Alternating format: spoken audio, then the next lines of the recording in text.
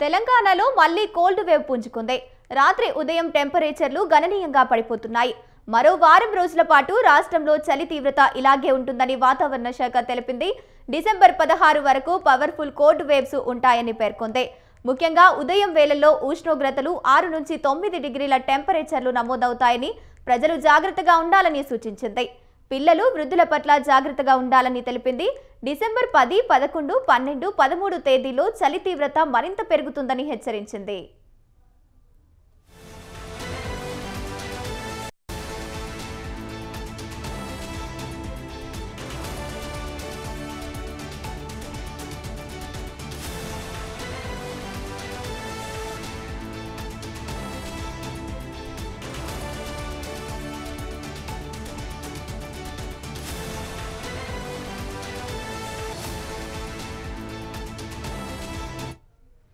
ఇక ఆదిలాబాద్, ఆసిఫాబాద్, నిర్మల్, మంచిర్యాల, జగిత్యాల, నిజామాబాద్, కామారెడ్డి, మెదక్, సిద్దిపేట, రంగారెడ్డి, వికారాబాద్, సంగారెడ్డి జిల్లాల్లో చలి తీవ్రత అధికంగా ఉంటుందని వివరించింది.